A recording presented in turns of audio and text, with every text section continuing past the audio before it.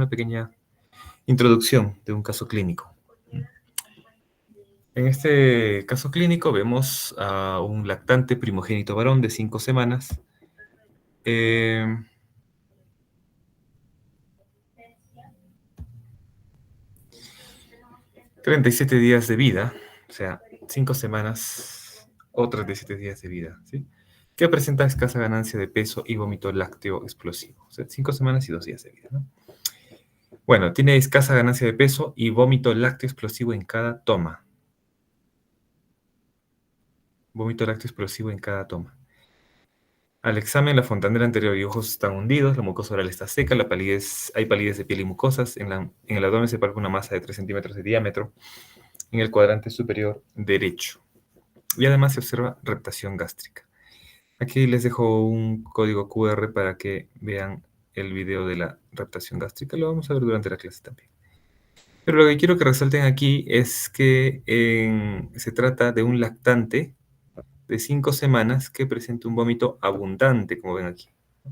Y esta foto les he traído porque así es el vómito de la estenosis hipertrófica de píloro. Es abundante y es lácteo. Es lácteo. Miren, hasta por la nariz le ha salido el pobre bebé. El vómito es abundante y es lácteo. Y lo llevan, como ven a este pacientito, a una deshidratación, ¿no? ¿Qué más se observa? Y como vomita en cada toma, no hay adecuada ganancia de peso. No hay adecuada ganancia de peso. Al examen físico vemos signos de deshidratación y se palpa una masa y además de reptación gástrica. Bueno, entonces, ¿qué es la estenosis hipertrófica de píloro? Es la hipertrofia del músculo pilórico. Entonces, como el nombre dice, es hipertrofia, es un crecimiento de las células del músculo liso. El músculo liso del píloro tiene, como todo el intestino, cile, una circular interna y una longitudinal externa. Entonces, estas dos capas de músculo se hipertrofian. A predominio de la circular interna, por eso es que es estenosa, ¿ya? Pero ambas hipertrofian. Entonces la circular interna hace que el músculo sea más ancho y la longitudinal externa hace que el músculo sea más largo. O sea, el píloro sea más largo, ¿no? Muy bien. Entonces el píloro crece tanto en largo como en ancho. Esta hipertrofia adquirida del músculo pilórico progresa a la obstrucción casi total del vaciamiento gástrico. Casi total. Esto es importante. Obstrucción casi total del vaciamiento gástrico, lo que llega a un vómito explosivo. También le dicen vómito en proyectil. La etiología, bueno, actualmente aún no se sabe la etiología de este cuadro con precisión. Hay teorías de migraciones neuronales, alteraciones de la motilidad gástrica, que se mueve el estómago con ondas peristálticas, pero contra un píloro que todavía no se ha dilatado, o hipergastrinemia, o exceso de secreción de motilina. Entonces, o algunos protooncogenes también. Pero lo cierto es que no hay algo claro en su etiología, de manera que es difícil que les pregunten, que sea alguna pregunta sobre ese tema, porque está todavía en estudio, ¿eh? Pero lo que sí se ha investigado bastante son los factores, la epidemiología, los factores de riesgo. Entonces, definitivamente es más frecuente en varones, con una frecuencia de 5, una relación de 5 a 1, mucho más en varones, 5 a 1, imagínense. Segundo lugar, sucede en el primogénito, en el primer hijo, ¿no? Entonces, esto hace que el cuadro clínico sea típicamente de un primogénito varón, ¿no? ¿Cuánto eleva el riesgo? En 1.5. PR es una relación de las prevalencias. Es una forma de expresar el riesgo. Entonces, se eleva en 1.5 veces el riesgo, ¿no? También hay un componente genético, no se ha identificado el gen específicamente, pero también se ve que si uno de los gemelos ha tenido estenosis hipertrófica de píloro, el otro gemelo tiene 200 veces más riesgo de desarrollar que un varón primogénito normal, ¿no? O sea, un embarazo monocigótico, ¿no? Entonces, si un gemelo ha tenido estenosis hipertrófica, 200 veces más riesgo. Si un hermano ha tenido estenosis hipertrófica de píloro, ¿no?, hay 30 veces más riesgo. Entonces, hay un componente genético importante. También se ha asociado al síndrome de Cornelia de Lange. Cornelia y Alan son niños que tienen varias alteraciones genéticas. No es momento de revisarlo, pero tienen una carita bastante típica. Tienen cejas pobladas, nariz respingada, puente nasal excavado. El filtro nasal está amplio, el labio superior es bastante delgadito. Tiene una carita bastante especial. Si pueden verlo, buscarlo, síndrome de Cornelia y Alan. Bueno, es uno de los síndromes que se asocian también a estenosis hipertrófica del píloro, ¿no?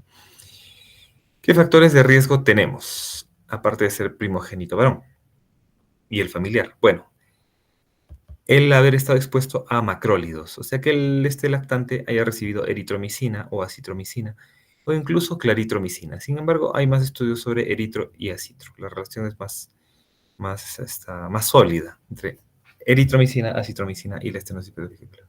¿Por qué sucedería? Porque los macrólidos tienen un efecto procinético, porque actúan sobre el receptor de la motilina y esto estimula la fase 3 del movimiento muscular complejo. Mientras más precoz es el uso del macrólido, hay más riesgo. O sea, si es que este lactante ha recibido el macrólido antes de las 2 semanas, el riesgo se incrementa como en 10 veces más. Y parece que ese riesgo de desarrollar estenosis hipertrófica de píloro por la exposición a macrólidos desaparece cuando el bebé ya tiene 6 semanas o más, ¿no? Entonces, a partir de la 7ª semana, ya parece que el macrólido ya no tiene efecto sobre el músculo pilórico.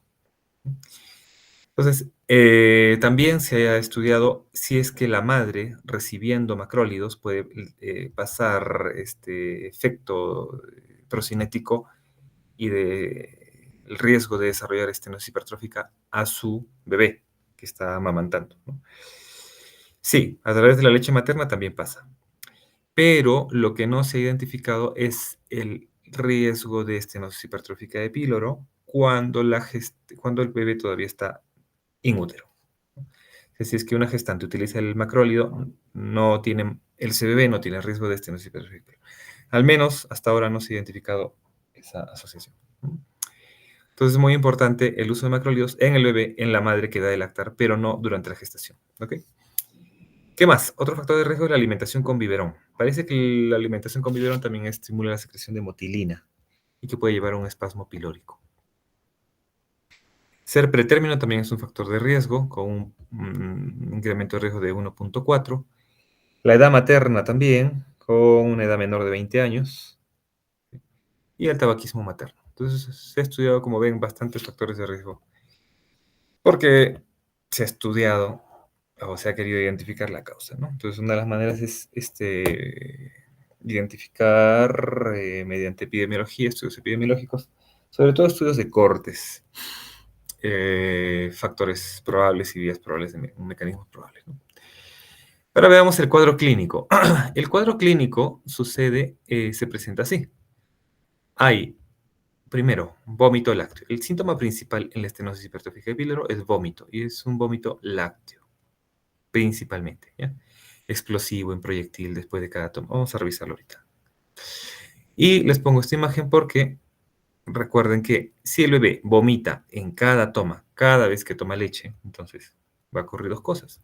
Se va a deshidratar y no va a ganar peso. Si solo se alimenta de leche materna y la vomita todo, entonces no va a ganar peso y se va a deshidratar, ¿no?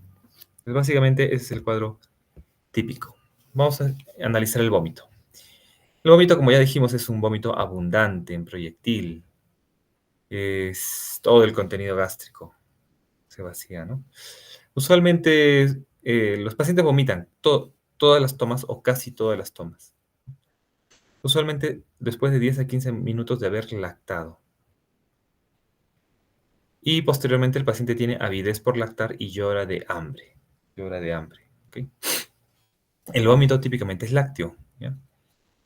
Ahora, usualmente se presenta el cuadro clínico, o sea, el paciente llega a la emergencia en la 5ª semana, pero los síntomas frecuentemente empiezan en la 3ª semana, lo más frecuente. La edad promedio de presentación en la emergencia son 40 días. O sea, 35 semanas, 5 semanas y 5 días, ¿no? 40 días edad promedio de presentación en la emergencia. Pero usualmente los síntomas ya, en ese momento ya tiene 10 días de síntomas. Bueno, entonces recuerden, inicio de síntomas, tercera semana principalmente, y el pico de presentación, quinta semana. Raramente se presenta en las 2 primeras semanas, raramente. Ujú. Entonces, como ven, no es congénito, es una estenosis hipertrófica adquirida. Como detalle, deben saber que como no hay una obstrucción total de la luz del píloro, o sea, es una estenosis, no es una atresia, no es una obstrucción total. Entonces puede haber, por el esfuerzo del vómito, puede haber un poco de reflujo biliar. Entonces puede ser que algunos tengan contenido amarillento, contenido verde, pero no todos, ¿no? Solamente algunas. Principalmente es lácteo, ¿ya? Entonces, usualmente la madre llega a la emergencia contándonos la historia con este bebé, ¿no? De un lactante primogénito varón de 5 semanas, ¿sí? Luego nosotros lo hemos deshidratado eh, y lo que hacemos es intentar que la madre dé de lactar. Y se sienta la madre, vigilamos ahí la técnica de lactancia, vemos que la técnica de lactancia sea adecuada, ¿no? Y el bebé lacta y esperamos 15 a 20 minutos a ver si es que vomita, cómo es el vómito. Muchas veces pues, se observa el vómito explosivo, así tal como se describe, tal como se ve aquí en la figura. Y después el bebé llora de hambre. Es algo que no pasa en otras patologías, como cuando el paciente está obstruido y tiene dolor abdominal, o cuando tiene una hernia encarcerada, entonces ya no tiene aversión a la alimentación. O sea, no quiere alimentarse, no quiere recibir la leche. En cambio, este bebé vomita abundante y quiere volver a lactar. Eso con respecto al vómito. Ahora vamos a revisar la deshidratación. La deshidratación puede llegar a ser grave. Estos casos de estenosis hipertrófica de píloro hasta hace 150 años eran mortales, eran fatales, porque los llevaba a una deshidratación grave. Y si no era una deshidratación grave, pues a una desnutrición también. Entonces tenemos que buscar signos de deshidratación. Y esta imagen nos muestra muchos signos de deshidratación en un lactante. Tenemos la fontanela anterior hundida. ¿Qué más? Ojos hundidos y ausencia de lágrimas. Reducción del nivel de conciencia. Este paciente, mientras más deshidratado está, viene más dormidito, menos activo, más hipoactivo, menos reactivo, llora menos. Entonces, si nosotros recibimos un paciente que llora de hambre, vomita abundantemente y llora de hambre, y recibimos otro paciente que la mamá nos dice que vomita cada vez y viene dormido, hiporreactivo, entonces, ¿quién está más grave? Está mucho más grave el paciente que tiene el compromiso de conciencia, ¿ya? No el que está llorando. Hay que tener cuidado con eso. ¿Por qué además? Después vamos a ver por qué estos pacientes tienen reducción del nivel de conciencia y reducción del esfuerzo respiratorio. ¿Qué más? Sequedad de membranas y mucosas. Signo del pliegue, reducción del turgor tisular, taquipnea, ¿no es cierto? Taquicardia. La hipotensión, ustedes saben que en los niños es tardía, cuando ya se ha perdido más del 40% de la volemia. Pero la taquicardia es muy importante. La taquicardia es muy importante y es inicial, cuando están deshidratados. Vasoconstricción periférica, y eso nos lleva a frialdad de extremidades y reducción del llenado capilar, ¿no? Entonces, otro signo de deshidratación es llenado capilar lento y frialdad de extremidades. Por eso lo estoy pintado acá de azul. Extremidades frías, ¿no? Pérdida de peso súbita, está deshidratado el paciente, y por supuesto no orina tampoco, ¿no? Entonces ahí tienen muchos signos de deshidratación en niños. Importante reconocer la deshidratación, porque es lo primero que hay que tratar. En esta patología se trata primero el cuadro médico, que es la deshidratación con trastorno hidroelectrolítico, y después recién se opera. No es una emergencia quirúrgica, es una emergencia médica. ¿Ok? Sigamos hablando de la deshidratación. Esta deshidratación es especial, nos lleva a un cuadro clínico, a un desequilibrio hidroelectrolítico especial, ¿no? Como este bebé vomita todas las tomas, o casi todas las tomas, cuando vomita, va a eliminar la leche, pero también va a eliminar la leche que ha lactado, pero también va a eliminar el jugo gástrico. Y el jugo gástrico principalmente es ácido clorhídrico, ¿no? Entonces, si elimina hidrogeniones por el vómito, nos va a llevar eso a un desequilibrio llamado alcalosis. Y en este caso no es respiratoria, sino es metabólica, ¿no? Elimina hidrogeniones por el vómito y nos lleva a alcalosis. Como también elimina eh, cloro por el vómito, nos va a llevar a una hipocloremia. Este potasio se intenta reabsorber intercambiándose con potasio. Este hidrogenión se intenta reabsorber intercambiándose por potasio. Entonces el hidrógeno puede absorberse y se elimina potasio. Por eso lleva a hipocalemia, pero por otro mecanismo también que vamos a ver ahorita. Bueno, entonces lo que tenemos ahorita es una alcalosis metabólica. Este bicarbonato, de este exceso de bicarbonato, es la alcalosis metabólica, exceso de bicarbonato, llega al riñón.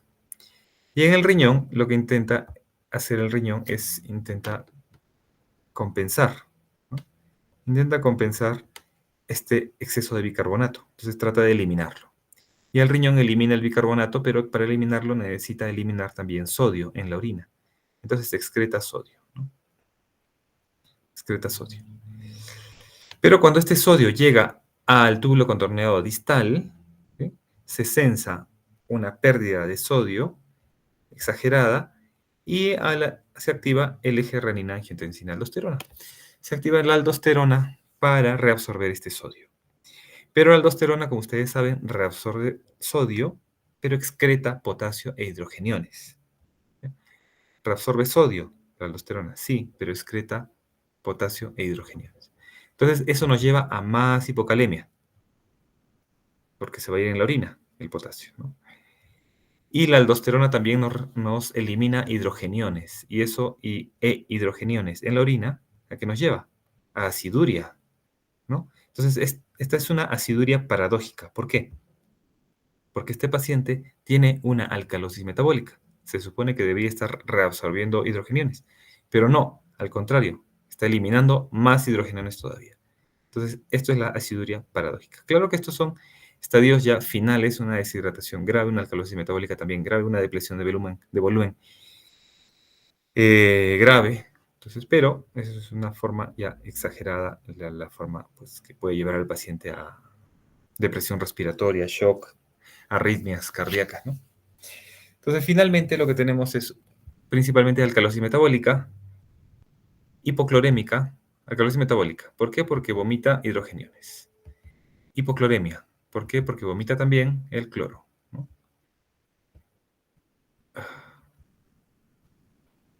Hipocalemia, porque intenta reabsorber hidrogeniones y además y se intercambia con el potasio y se elimina potasio en el vómito también. Y la aldosterona intenta reabsorber sodio y finalmente la aldosterona hace que se excrete potasio en la orina. Generalmente hay hiponatremia más que hipernatremia, pero a veces puede haber hipernatremia. Entonces, algunos autores consideran que es la alcalosis metabólica, el cuadro de la deshidratación típica, el trastorno hidroelectrolítico típico es la hipocloremia, hipocalemia, hipocalcemia e hiponatremia, o sea, las hipos, todas las hipos, ¿ya? Pero en algunos casos puede haber hipernatremia, porque la aldosterona puede reabsorber bastante sodio en el túbulo contorneado distal, ¿no?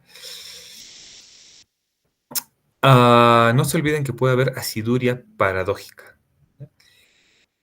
En ocasiones, no es lo típico, solo es un detalle. En ocasiones, como hay ayuno prolongado, se empieza a obtener energía de ácidos grasos. Y cuando se obtiene energía de ácidos grasos, se forman los cuerpos cetónicos. Y eso puede llevar a una acidosis metabólica. No es lo típico, pero puede haber acidosis metabólica. Así como que algún vómito puede ser bilioso, algunos sí. Lo típico es vómito lácteo. El trastorno hidroelectrolítico típico es alcalosis metabólica, hipoglucémica y hipocalémica. Puede haber acidosis, sí, por ayuno prolongado. ¿Ok? Muy bien. Entonces, ¿cómo vemos un gas arterial en este paciente, no? ¿Cómo lo vemos? Vemos que hay un pH, miren, 7,61, imagínense. Este es un paciente que está una alcalosis metabólica grave. ¿Qué más tenemos? Un bicarbonato en 56, imagínense, cuando lo normal es hasta 28 según este límite. Alcalosis metabólica grave. ¿Qué más tenemos? El sodio, miren, está dentro de límites normales, en este caso. El potasio está bajo también. Está hipocalémico este paciente, ¿no? ¿Qué más tenemos? El cloro. El cloro está en 72, cuando el límite es 98. ¿Mm? ¿Qué más tenemos? Acidosis láctica, miren. También hay elevación de lactato. Bueno, entonces este es un gas arterial típico de un paciente con una estenosis hipertrófica de píloro, con alcalosis metabólica hipoclorémica, hipocalémica grave. Ese paciente está gravemente deshidratado también, seguramente. ¿Qué más? ¿Qué más? ¿Cuál es la otra característica del cuadro clínico? La escasa ganancia ponderal. O fallo en el medro. Medrar es crecer, ganar peso y crecer. Entonces, ¿cómo nos damos cuenta de esto, no? Siempre hay que averiguar el peso al nacer del paciente. No se olviden que el recién nacido puede perder hasta el 10% de peso corporal durante la primera semana. ¿Ya? Es fisiológico. Esa pérdida de peso es fisiológica. Luego de esto, luego de esta primera semana, el paciente debe empezar a ganar mínimo 20 gramos diarios o 150 gramos a la semana. Más o menos lo mismo, ¿no? 140 gramos. O 20 gramos diarios o 150 gramos a la semana. Entonces tienes que sacar las cuentas cuando veas a este paciente. Por ejemplo, si este lactante de 5 semanas que viene vomitando leche y viene deshidratado, ¿no? Vemos que ha vomitado abundantemente. Ahora le preguntamos a la mamá, ¿cuánto pesó al nacer? Supongamos que ha pesado 3 kilos exactamente, ¿no? La primera semana de vida hasta el séptimo día de vida habrá perdido el 10%. Y el 10% será 2.700. Si le restamos el 10% a 3.000, será 2.700. Y pero a partir de entonces, tiene que ganar 20 gramos diarios, ¿no? Si actualmente tiene 37 días, menos los 7 días de la primera semana donde ha perdido peso, ¿no? Entonces, durante los otros 30 días tiene que ganar por lo menos 20 gramos diarios. Entonces, 30 días de ganancia de peso. Por 20 gramos son 600 gramos, ¿no? ¿Cuánto debería pesar este paciente? Debería pesar 3.300 gramos. 2.700 más los 600 que había ganar. Sin embargo, vemos que está pesando 3.200 gramos. Está por debajo del peso que ha debido ganar. Entonces, este paciente no está ganando peso adecuadamente. En promedio, los bebés ganan 30 gramos por día. O sea que este bebé, este lactante, ¿sí?, en estos 30 días ha podido ganar hasta 1 kilo. O sea, podría estar pesando actualmente 3.700 gramos, imagínense. Hay una gran diferencia. Hay una gran diferencia. Entonces, así nos damos cuenta de la falla en el medro, ¿ya? Si es que el paciente, la mamá nos dice que vomita todas las tomas, pero nosotros vemos que el paciente, este bebé, llega pesando 4 kilos, pues es difícil que haya vomitado todas las tomas y que gane peso. Entonces, ¿eso de qué nos habla? De que hay pasaje por ese píloro, ¿cierto?, y que está absorbiendo algo de la leche que ha lactado, ¿no? Entonces, nos aleja un poco del diagnóstico, no nos descarta, no hay un solo síntoma o signo que por sí solo nos descarte. Bueno, excepto en el examen físico que eh, en la bibliografía va a encontrar que palpar una tumoración en el cuadrante superior derecho, donde está señalada este círculo punteado, ¿no?, palpar una masa entre unos 2 a 3 centímetros dura, ¿sí?, en este caso correspondería al píloro, ¿no? Entonces, ese hallazgo de la oliva pilórica, ese, ese hallazgo de la oliva pilórica, dice la bibliografía que es patognomónico de estenosis hipertrófica del píloro. Eso es en el examen físico. ¿Qué más hay que buscar en el examen físico? Por supuesto, los signos de deshidratación que ya los hemos repasado, ¿no? ¿Qué otra cosa podemos ver en el examen físico? Aparte de la deshidratación, la oliva pilórica, podemos ver la eh, reptación gástrica o los movimientos peristálticos de este estómago que tratan de moverse, que tratan de propulsar la leche a través de un píloro estenótico. Entonces se mueve moviendo como una bolsita de gusanos de izquierda del paciente a derecha, ¿no? Vamos a verlo ahora en un video.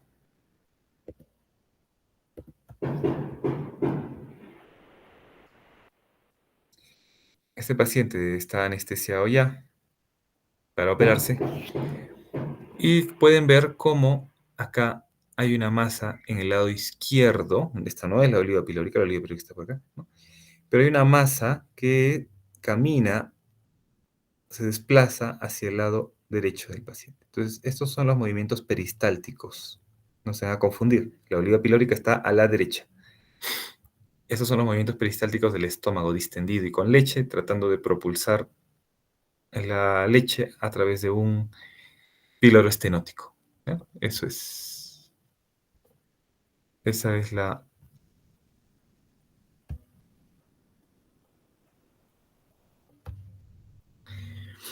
Esa es la reptación gástrica. Ahí tienen el videito. Bueno, en algunos casos puede haber ictericia. Y la ictericia se presenta en 2% de los pacientes, pocos pacientes, pero puede haber. ¿Por qué? Por ayuno prolongado. Y este ayuno prolongado hace que disminuya la actividad de la glucuroniltransferasa, que es la enzima que conjuga la bilirrubina, ¿no? Para que sea excretada por la bilis. Entonces, ¿puede haber ictericia, pero también indirecto? Sí, puede haber, ¿no? Entonces, ahora ya sabemos el cuadro clínico típico, ¿no? Hay algunos autores que hablan de la PPP. PPP se refiere a, o las tres Ps, así como en el duodeno, la triceduodena, la triple D, en la estenosis hipertrófica de píloro, hay la triple P, con P de píloro. Uno, tenemos el vómito en proyectil. La P viene de proyectil. Dos, tenemos la masa palpable. Ujú. Y tres, los movimientos peristálticos del estómago. ¿Ya?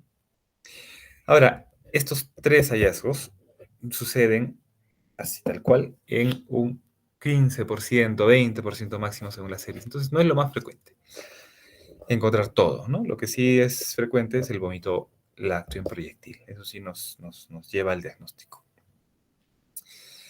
Pero siempre es bueno buscar en el examen físico la oliva pilórica y la reptación gástrica. Bien, en el diagnóstico diferencial, si un bebé, solo por el vómito, ¿no? Desde el punto de vista del vómito, si un bebé viene vomitando, un lactante viene vomitando, de 5 semanas, viene vomitando, tenemos que pensar en todas estas patologías, ¿no? Y más o menos está en orden de frecuencia, de arriba hacia abajo. ¿Cómo es el reflujo gastroesofágico? Todos los recién nacidos tienen, todos los bebés, los lactantes hasta los 2 años tienen un reflujo gastroesofágico. ¿Por qué? Porque el cardias, el cardias es inmaduro. Entonces el bebé es como una botellita, siendo el estómago, la parte donde está el líquido, ustedes echan al bebé y la leche pues se regresa, porque el cardias es inmaduro, no retiene la leche dentro del estómago.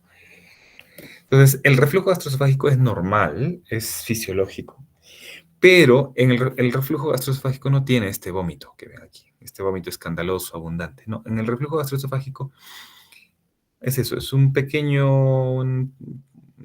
cantidad de leche materna que sale por una comisura labial y se queda en el babero. Solo llega hasta ahí. Ese es reflujo. ¿Puede haber en todas las tomas? Puede haber en todas las tomas. ¿Sí?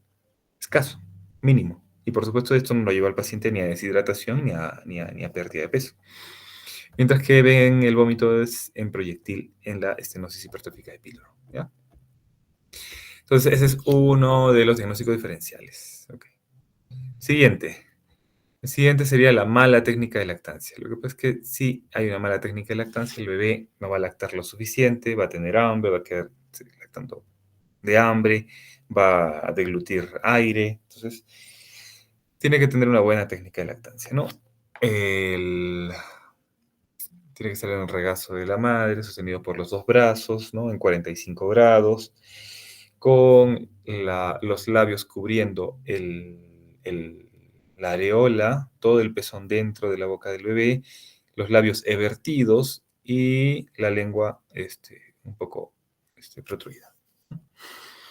Entonces eso también lo evaluamos cuando viene la madre con el bebé a la emergencia y le indicamos que le dé de lactar. Aprovechamos y vemos eso.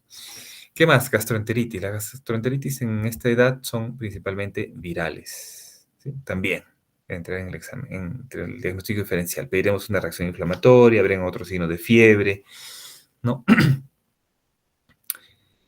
Alergia a la proteína de la leche, también. Esto puede presentarse como cólico, como vómito, diarrea, ¿no? Tanto la fórmula como también puede ser por alimentación de la leche materna, ¿no? Malrotación intestinal. La malrotación intestinal también ocasiona un vómito, pero generalmente este vómito es bilioso, generalmente. Ujú. Espasmo pilórico también. Por ejemplo, los macróleos pueden dar un espasmo pilórico, ¿no? Membrana duodenal, si es que la obstrucción duodenal es proximal a la ampolla de váter, el bebé va a vomitar leche. ¿Qué más? Duplicación gástrica. Esto sí sería un problema congénito, ¿no? También entraría. Es rarísimo, pero también puede haber. Y la hiperplasia suprarrenal congénita nos da letargia, nos da vómito, pero en este caso hay acidosis e hipercalemia. Entonces el trastorno hidroelectrolítico es todo lo contrario. Acidosis e hipercalemia en la hiperplasia suprarrenal congénita. Bueno, ¿cuál es el examen auxiliar principal? Aquí tenemos que utilizar la ecografía. Y el diagnóstico principalmente es clínico, por supuesto, pero hay casos en los que los exámenes auxiliares son bastante útiles. Y cuando una prueba diagnóstica es útil, un examen auxiliar es útil cuando tiene una sensibilidad y especificidad altos, ¿no? Si tiene una sensibilidad y especificidad altos, entonces usualmente el valor predictivo positivo y negativo también son altos. Entonces son útiles cuando tienen una sensibilidad y especificidad alta. Y en este caso, por lo menos tienen un 92% de sensibilidad a la ecografía para la estenosis de píloro, hipertrofia de píloro, 92%, y la especificidad 94%. ¿Y qué es lo que nos mide la ecografía? El tamaño del píloro, ¿no? El tamaño del píloro tiene estos límites, y para que no se olviden, jamás les he traído esta mnemotecnia de pi loro, ¿no? Todos recordamos que el número pi, ¿sí?, es 3,1416. Y uno dice, no, es 3,1415, bueno. Ok, 3,1416. Y bueno, entonces estos números nos dan los límites del píloro, ¿no? Los límites del píloro. Un píloro normal debe medir en el grosor de solo una pared, esta parte de aquí. El grosor debe medir menos de 3 milímetros, esta parte que estoy pintando. El diámetro del músculo pilórico, que está aquí en una visión así, anterior-posterior.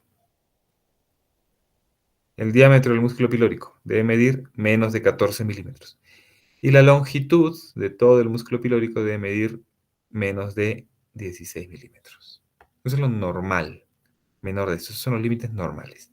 Usualmente en el píloro, el límite, las longitudes son mayores, más largo, es más grande. Ujú. Usualmente es mayor. Entonces aquí tenemos la ecografía, ¿no? En esta ecografía, miren, el 1 nos está marcando la longitud. Y la longitud es de 18 milímetros casi, ¿no? Luego tenemos el 2. Esta medida de acá es 0,47. Es decir, esto es el grosor del músculo pilórico. No les dije, acá tenemos el estómago, ¿sí? Acá tenemos el estómago. Esto hipoecogénico, es decir, oscuro, es toda la leche dentro del estómago. Esta imagen hiperecogénica, todo esto es el píloro. Todo esto es el píloro. Hasta acá. Todo esto es el píloro. Entonces estamos midiendo el primero, el número 1, la medida 1, que va desde este punto hasta este punto, vale 18 milímetros. La medida 2 está en 0,47. Entonces, si medimos, y la medida 3 está en 0,50, o sea, un grosor del músculo pilórico es 0,47, o sea, 4,7 milímetros, y el otro grosor, otro lado del píloro mide 5 milímetros, ¿no? Si sumamos, tenemos 5 y 4, 9, más las mucosas, llegaríamos como a 15. Entonces, bueno, ahí tienen las medidas del píloro. Se habla de algunos signos en la ecografía, ¿ya? Sería bueno que los recuerden porque a veces hacen referencia pues, a estos signos con nombre propio, ¿no? Primero el signo de la doble riel. En la doble riel vemos la mucosa, que es hiperecogénica, ¿no? Este es otra vez el estómago por este ladito, ¿no? Hacia nuestra derecha, vinando el paciente, pero es la izquierda del paciente, ¿no? Este es el estómago. Y vemos un píloro hipertrófico, que es todo esto de aquí. Ujú. ¿Qué más tenemos acá? Esta es la vesícula, parece. Y por acá está el hígado. Bueno, entonces como todo esto es el píloro, ¿sí? En este píloro vemos una doble riel. Y la doble riel es la mucosa que está edematizada. Está edematizada por los movimientos peristálticos del estómago que intenta pasar la leche por esta mucosa. Entonces la mucosa edematizada, la doble riel, en la ecografía, ¿eh? Y si hacemos un corte con esta orientación, que vamos a ver un músculo pilórico hipertrófico, ¿no? Entonces, todo esto es el píloro y vemos que el músculo pilórico está engrosado. Entonces, como está engrosado y vemos una mucosa también engrosada en el medio, entonces a este signo también le dicen signo de la diana o el target sign. También va a encontrar el signo del target, signo de la diana, bull de tiro en la invaginación, ¿sí? Pero obviamente que tienen una ubicación distinta, ¿no? El radiólogo no se va a confundir entre. La clínica es distinta, así que. Solo es que, bueno, también este píloro hipertrófico también puede tener, en este corte, puede tener un signo de la diana, ¿ok? Otro examen que podemos utilizar es la radiografía contrastada y la fluoroscopía. Entonces, en este lado de aquí tenemos la radiografía contrastada y fluoroscopía en este ladito de acá, ¿no?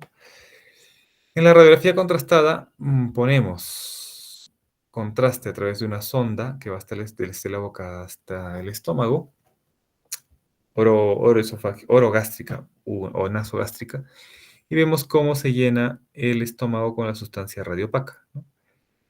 Y vamos a ver que pasa un poquito de contraste hacia el duodeno, pero por una luz bastante estrecha, como ven aquí. Esta luz estrecha. Esa luz estrecha que está señalando las flechas es el signo de la cuerda. En la fluoroscopía también se puede ver el signo de la cuerda, ¿no? Pero aquí les está marcando el signo del hombro. Son como dos hombros, miren. Uno y dos. Son como dos hombros. ¿Y qué es lo que... a qué se refiere? Todo esto es el estómago, que está lleno de contraste. ¿Por qué en este lado se ve el contraste negro y en el otro lado se ve el contraste blanco? Porque los colores en la fluoroscopía están invertidos. Entonces hay contraste aquí, ¿sí? Solo que hay que contraste se ve oscuro. Si ven acá las vértebras tienden a ser más oscuritas, ¿no? Entonces, mientras que aquí las vértebras son más, tienen blancas. Dividimos radiopacas, ¿no? Pero para que me entiendan, los colores están invertidos. Bueno, entonces aquí tenemos el signo del hombro. ¿Y en qué consiste? Es como la identación del contraste tratando de entrar en el píloro con una luz estenótica, pero este tiene un músculo hipertrófico que protruye hacia la luz del estómago. Ese es el signo de los hombros. Signo del hombro, ¿no? ¿Cuándo utilizamos radiografía contrastada? Cuando hay duda diagnóstica, ¿no? Por ejemplo, tenemos un recién nacido prematuro, pequeño, con bajo peso, ¿no? El tamaño del píloro, por supuesto, depende del tamaño del paciente también. Entonces, si el bebé está pesando, tiene RCIU y pesa al nacer 1.500 gramos y actualmente está pesando 2.000 gramos y vomita cada toma. Entonces, los límites del píloro ya no van a ser, pues, para este bebé, que es pequeñito, ¿no? La mitad de peso de un bebé normal. Ya no van a ser 3, 14 y 16, ¿no? Entonces, en esos casos, pues, podemos utilizar una radiografía contrastada y ver estos signos. ¿Qué más? También cuando el paciente sigue vomitando después de la cirugía. Entonces, así podemos ver si es que ha habido una piloromiotomía incompleta. También para eso sirve. Bueno, ¿en qué consiste el tratamiento? El tratamiento principalmente es médico. Claro, el tratamiento de fondo va a ser quirúrgico, pero este bebé llega deshidratado y la deshidratación puede ser grave, ¿no? Entonces, primero se tiene que hidratar al paciente. Primero. ¿Cómo hidratamos? Con un bolo de cloruro de sodio, 20 mililitros por kilo, ya saben, en bolo. En bolo significa más o menos pasarlo en 20 minutos. Dextrosa, luego tenemos que tener hidratación, ¿no? De mantenimiento. Por supuesto, se va a quedar en NPO. Si le damos de Lactar, lo va a vomitar todo. Dextrosa al 5%, con cloruro de sodio al 20%, una ampolla, y cloruro de potasio 20%, 8 mililitros. La ampolla viene de 10, se lo vamos a poner 8, para que nos dé 2.000 equivalentes por cada 100 de esta solución, ¿no? Y esto lo vamos a pasar a 160 mililitros por kilogramo al día. Recuerden que solo hay que añadir potasio cuando el paciente ha miccionado, o sea, si está orinando, ¿no? Porque si no está orinando, está en falla renal aguda por la deshidratación grave, y ustedes le ponen potasio, va a haber problemas, ¿no? Entonces, solamente se añade potasio cuando el paciente ha miccionado y se ha descartado insuficiencia renal, ¿ok? Entonces, hagamos el ejercicio. El bebé pesa actualmente 3.200 gramos, ¿no? Entonces, vamos a ponerle un bolo de 20 cc's. Eso significa que le vamos a pasar 64. Está mal acá, ¿no? 64 cc's de cloruro de sodio 0,9%, pasar en 20 minutos. Luego hacemos el mantenimiento con 160 mililitros por kilo al día de esta solución. 160 mililitros por 3.2 kilogramos nos da 512 mililitros. Como lo vamos a pasar 512 en 24 horas, vamos a pasar 22 mililitros por hora. Y recuerden que mililitro por hora es lo mismo que microgota por minuto. ¿Mm? Entonces, ¿qué es lo importante también? Que esto nos va a dar un VIG de 6 miligramos por kilo por minuto. El VIG es la velocidad de infusión de glucosa. Y es importante porque nos evita la hipoglicemia. ¿Qué tan rápido le estamos dando glucosa a este paciente?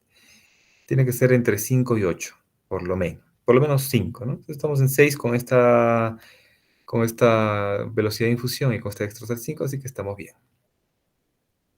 ¿Ok? Muy bien, y con esto vamos a recuperar al paciente de la deshidratación. Hay que hacer un control de agua y de electrolitos, por supuesto, y completar los preoperatorios. ¿Cuál es el objetivo? El objetivo es que este paciente entre a sala compensado. Entonces, no vamos a operar a un paciente descompensado, ¿no? Porque el trastorno hidroelectrolítico no se va a corregir con la operación. Entonces, ¿cuál es el objetivo para operar al paciente? Que el pH esté menos de 7,5, que el bicarbonato esté menos de 30, que el cloro esté más de 100 y que el potasio esté más de 3. ¿Cuándo llevamos al paciente a UCI? Cuando en el AGA encontramos cloro menos de 85 y bicarbonato en 40, ¿no? Entonces, este paciente, por ejemplo, que veíamos aquí, con cloro en 72 y bicarbonato en 56, imagínense, se iba a UCI directamente, UCI pediátrica, a compensarlo. La operación será al día siguiente. Entonces, ¿por qué es una emergencia médica y no quirúrgica? Porque la alcalosis grave puede llevar a arritmia cardíaca, pero sobre todo a depresión respiratoria. ¿Por qué? Porque si estamos en una alcalosis metabólica, ¿cómo queremos compensar? Con una acidosis respiratoria, ¿no? La alcalosis metabólica se compensa con acidosis respiratoria. ¿Y cómo hacemos acidosis respiratoria?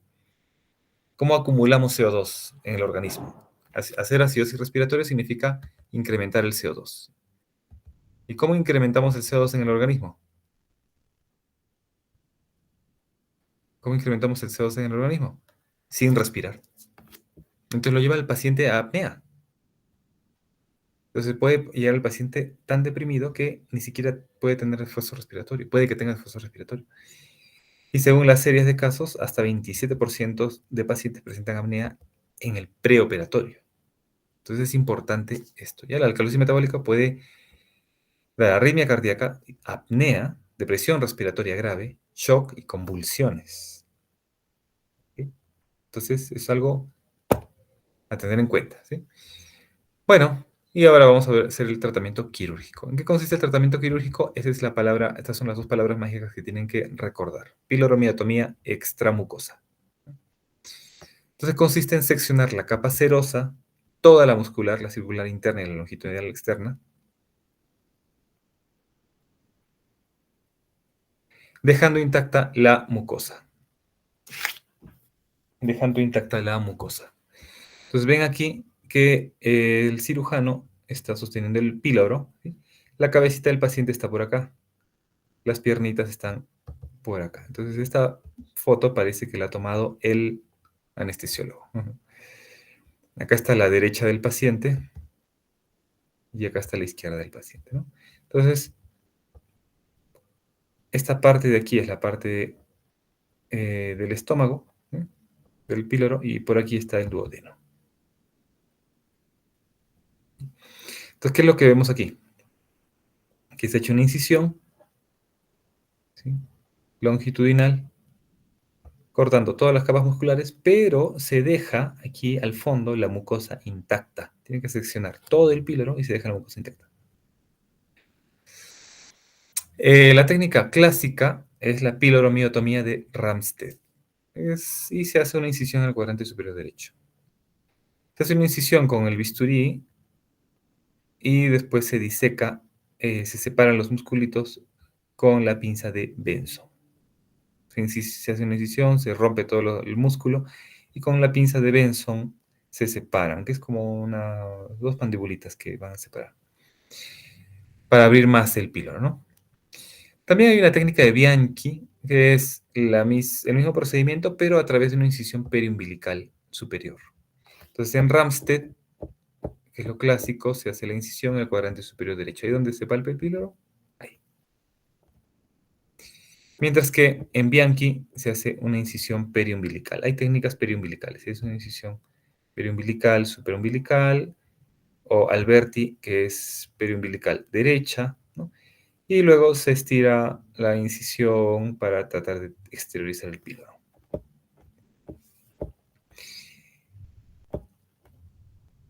Hay otra técnica, además de la de Ramsey, que es la de Al-Alayet, que consiste en hacer una doble Y. Entonces, no solamente hace la incisión longitudinal, sino hace incisiones como oblicuas en los extremos para abrir más el píloro. Puede sangrar un poco, ¿sí? Pero esa es la técnica de doble Y de Al-Alayet. Ese procedimiento también se puede hacer por vía laparoscópica, ¿no? Entonces, como ven aquí, todo esto es el píloro.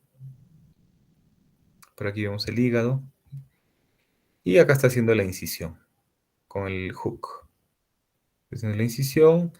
Y una vez que hecho la incisión, está separando las capas musculares.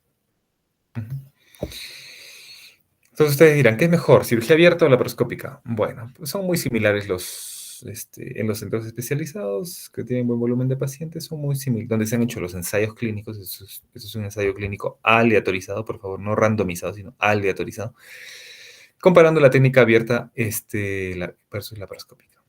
Aleatorizar y randomizar es lo mismo, ¿no? Solo que aleatorizar está en español.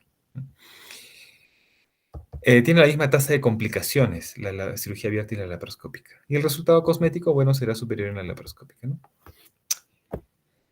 Bueno, una vez que hemos operado al paciente, ¿cómo lo alimentamos después? Bueno, antes hay que, por supuesto, que mantener la vía periférica y la hidratación, ¿ya?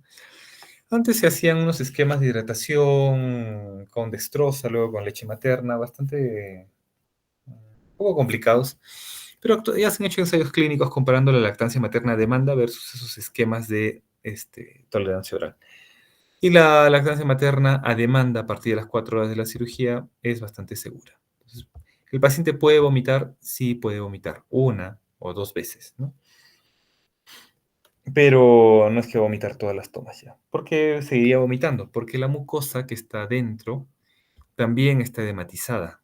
Entonces, puede haber edema de la mucosa, puede haber gastroparesia también. O sea, tanto se dilata el estómago que hace gastroparesia, ¿no? O también podría seguir vomitando porque tiene una piloromiatomía incompleta, ¿no? Solamente estos pacientes llegan en la tarde, se compensan en la noche y se operan al día siguiente, ¿no? Un día después de la operación ya van a casa. Las complicaciones son bajas, es el 1, 2, hasta 2,5% de casos. Pero es una tasa de complicaciones baja, ¿no?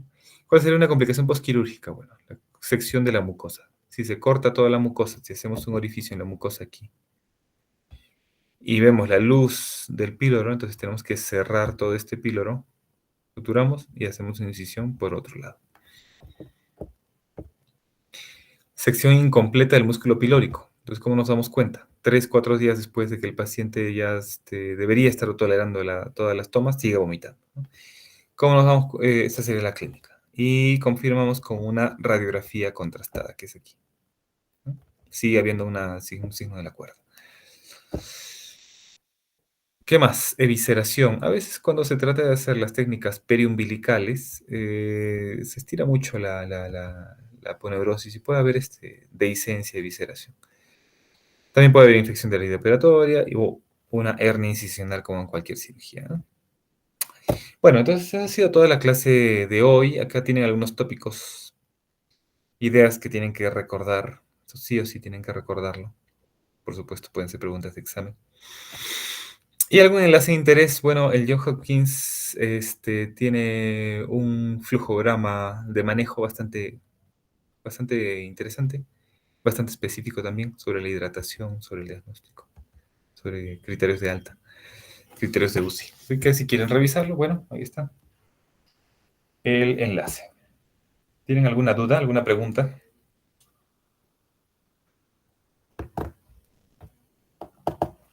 Ah, me olvidé decirles, también hay un tratamiento médico. El tratamiento médico se puede hacer con atropina. La atropina dilata el músculo, relaja el músculo pilórico, pero tiene una tasa de efectividad que llega hasta 40, hasta 60% de algunas series, pero se deja de usar la atropina y vuelve el vómito. Se reserva para pacientes con una cardiopatía grave que no puedan ser operados. Entonces es temporal, pero para que lo sepan, puede haber un tratamiento médico temporal con atropina.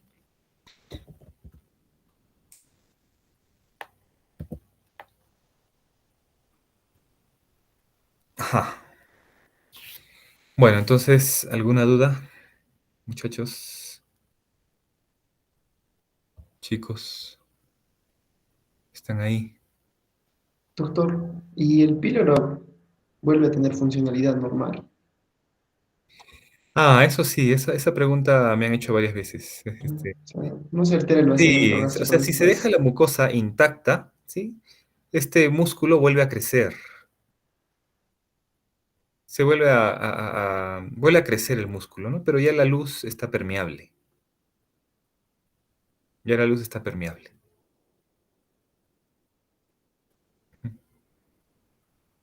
¿Qué más? ¿Y hay tasas de recidiva de que se vuelve a estenosar? Sí, son casos raros, pero sí puede haber hipertrofia. O sea, si es que no ha sido una piloromiatomía incompleta. O sea, el paciente ha sido dado de alta, ha tolerado bien las tomas, ha ganado peso, no se ha deshidratado y a los 2 meses, 3 meses al año, 2 años, se vuelve hipertrofia. Sí, hay casos raros, pero sí. Yo nunca lo he visto, pero sí hay reportes de casos de reestenosis pilórica. Hay también casos reportados en adultos, bueno, en adultos jóvenes, ¿no? 20, 22, creo que el mayor que he leído es 22 años. O sea, no nació con esta estenosis hipertrófica de píloro, ¿no? Pero a los 22 años desarrolló su estenosis hipertrófica de píloro. Pero son casos anecdóticos. No es lo que tienen que recordar. Tienen que recordar el lactante y primogénito varón de 5 semanas que vomita en proyectil.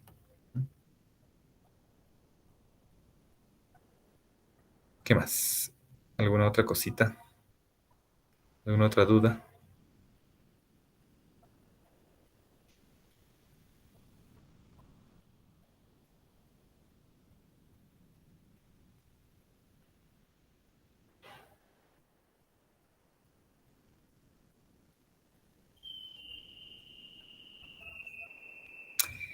Bueno, es un poco tarde. Entonces, espero que la clase les haya parecido interesante. Y bueno, si tienen alguna duda, pueden escribirme. La mayoría tiene mi número. Y entonces, nos vemos en las prácticas en el hospital. Que descansen. Ok, doctor. ¿Nos puede compartir su presentación? ¿Quieren que les pase las diapositivas? Sí, Se doctor. las Sí, por paso favor. a Edgar Ya, doctor. O por el WhatsApp sería excelente. Sí, por doctor, WhatsApp. para ¿Sí? revisar los links también que dejó ahí al final. Aparecerá el link. Se los pongo ahorita en el comentario. Yo les paso las diapositivas. Pero a ver, para que se vayan a casa leyéndolo. Está muy bueno, ¿ah?